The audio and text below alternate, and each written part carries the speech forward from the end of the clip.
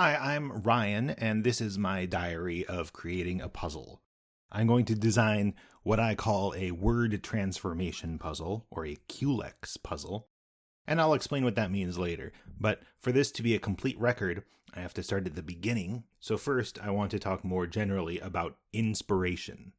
When it comes to EnigMarch puzzles, I find inspiration not only in prompts, but in answers, in structure, and in themes. EnigMarch is an artistic challenge like Inktober, where every day for a month they give you a prompt to make a puzzle out of. Like, the prompt could be date. Make whatever puzzle the word date inspires you to make. There are no real rules for how you react to a prompt, but my two main policies are these. First, I try to make the whole puzzle on that day, and as quickly as possible on that day, because when this sort of immediate challenge is facing me, I can't really focus on anything else, so I want to do it fast so I can get to doing all the other stuff I have to do that day. Sometimes this results in puzzles that aren't very substantial, but that's fine. Sometimes this results in puzzles that aren't, super good. That's also fine. Doing a good job is a bonus objective. The main goal is to have fun making stuff. Secondly, the way I've always done it is the prompt of the day has to be the title of the puzzle. You don't have to do it. I don't know how many other people do it that way, but that's how I do it. Frequently, in puzzles, the title can be a clue to the mechanic. So if I figure out the right mechanic, then the prompt itself can be the perfect clue. Like in this puzzle, the word blank, the prompt and also the title, is basically telling you what to do to solve the puzzle once you know what sense of the word is being used. This approach gives me an interesting creative problem to solve. It's not just what puzzle does this prompt make me think of, it's in what kind of puzzle would this prompt constitute useful information. In the last couple of EnigMarches, I've also designed my meta puzzles ahead of time, so in January and February, I'm putting together a structure that will use 31 feeder puzzle answers, and by the time EnigMarch starts, I know what all 31 of those answers need to be. Over the course of the month, some days I get a prompt for which I have the perfect answer, while other days I have to somehow get to an answer from an unrelated prompt, and these are both very stimulating situations creatively. But right now, in my real life, I'm not working forward from an EnigMarch prompt, and I'm not working backward from an answer. I'm working on my Advent puzzles, which are all supposed to be based on Christmas songs. So I have a list of Christmas songs, which is sort of like a list of prompts. And I have my meta puzzle design, so I have a list of possible answers. And for the purposes of this video, diary, tutorial, demonstration, I want to do a word transformation puzzle.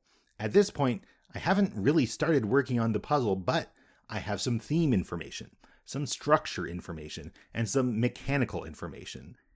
I'm in really good shape to start making this thing, whatever it turns out to be. And when people say constraints breed creativity, as if once you have constraints in place, you'll start having ideas, often what's secretly going on is the constraints are the ideas. You gave yourself ideas when you set up the constraints. Anyway, now I should get around to describing the puzzle format. Here's the original transformation puzzle I did for day 5 of EnigMarch 2023. The prompt was Gem, and we see QLEX from Super Mario RPG, who employs a number of crystals. Each crystal has a clue about what transformation it imposes to turn one word into another word. And then you have a set of inputs and some spaces for outputs. And it's stipulated that each crystal should apply to exactly one input. So everything gets used once. And that's all you know. To solve this, you have to make guesses. It says shadow crystal darken things. Which of these inputs can be darkened?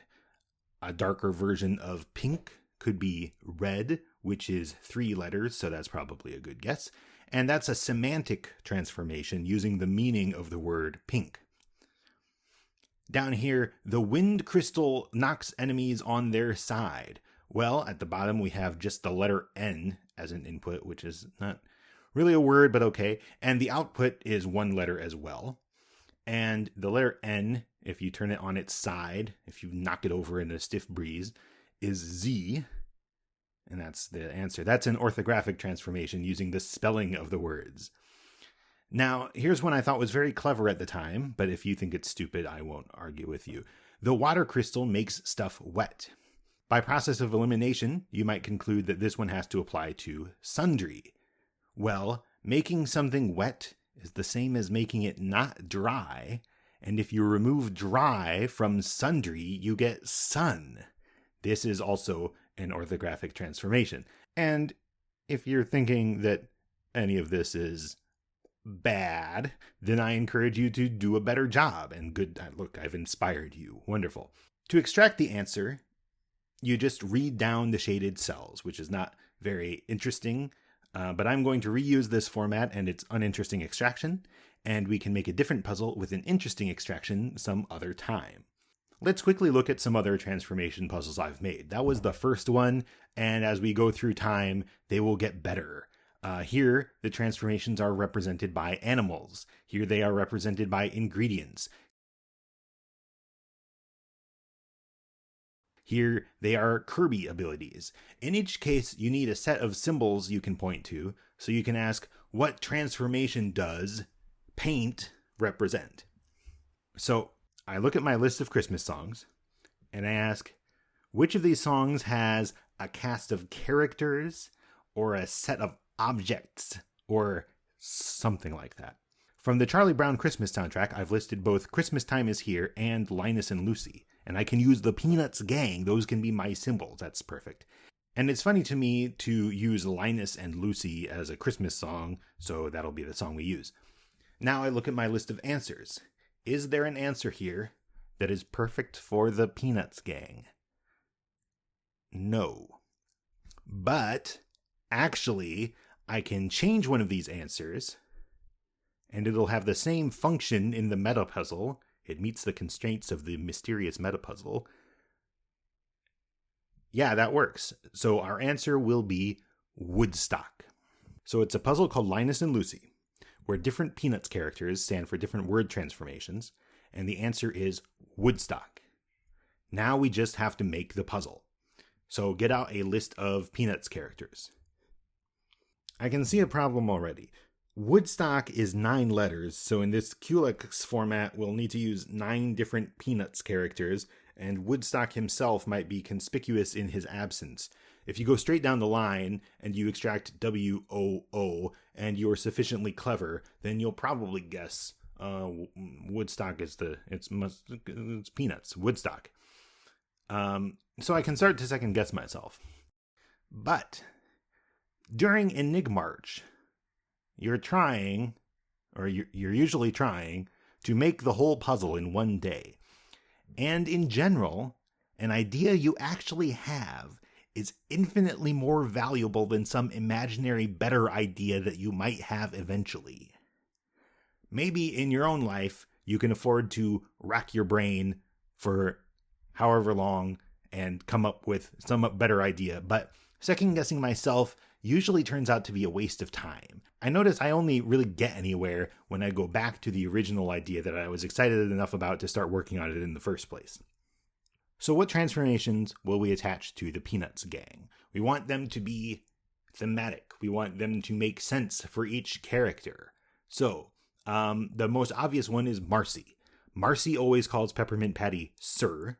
She seems to append sir to everything she says. So maybe we can add sir to the end of a word to make a new word. And I investigate this with Nutramatic, and I discover there are no good words that end with sir. Certainly none that are a word to begin with, and then a new word when you add sir at the end. We could try words beginning with sir. That's not much better. Loin and sirloin is kind of not an interesting transformation, so we're not going to use that. We can try to look at sir in the middle of a word, and we get desired from deed, and that's pretty good, so we'll make that work. Lucy has her psychiatric help stand that charges 10 cents. So she could delete like the letters 10 cents or the letters in 10 cents from a word, or the letters dime, D-I-M-E. If I look at words that have dime in the middle, we can take dime out of sediment to get cent, which is good. Rudiments to runts would also be good. Those are both examples of orthographic transformations, and it's kind of the same transformation in two different directions. I want to have some semantic transformations. I think it's more interesting when you have to think both ways. So let's see. Schroeder is a music expert. He could transform the title of a tune, a piece of music, into its composer, like habanera to Bizet. But that's not a good example. And here's an important principle of these transformations is that you need them to be unambiguous. Habanera is, of course, the famous aria from Carmen, but it's also just a musical form in general, and so lots of people have composed habaneras. The next idea I had was to use summertime as the input word and Gershwin as the output word, which is kind of good. It's still not as precise as I would like it to be, and we will follow up on this later. Rerun gets his name from Lucy seeing him as a repeat of Linus. So you could do a semantic doubling, like turning 10 into 20, or an orthographic doubling, like Tom into TomTom. But Wikipedia's mini bio of Rerun says he often takes his siblings' places and roles. And this makes me think maybe Rerun's power is to copy the transformation of one of the other kids. This means, for me, the constructor, I get to use my favorite transformation twice. And it means for the solver, things are a little less straightforward and more interesting, hopefully, because now it's not exactly one-to-one. There's going to be something that gets used twice, and you don't know what it is. Pigpen attracts dirt. Also, Pigpen is the name of a cipher. Can this be a transformation? Pigpen for C looks like an L. So if I change C into Pigpen, I get L. And Pigpen for E looks like a box, which could be an O. Pigpen for S looks like a V. I don't think this will get us anywhere. Apparently, I need help. So I'm going to pull out my big list of transformations because I've made enough of these puzzles that I figured I should start keeping track of these things. And my specific advice for you as a person making transformation puzzles is have a list of transformations handy. But this is a species of more general advice. Keep track of your ideas so you can reuse them later. And even that is just a specific version of the classic advice, steal ideas.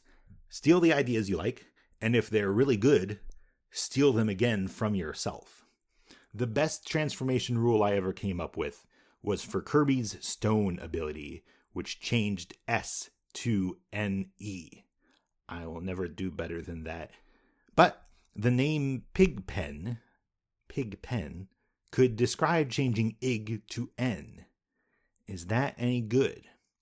Well, I can try this in Quat. Is that how you pronounce it? I'm going to QAT.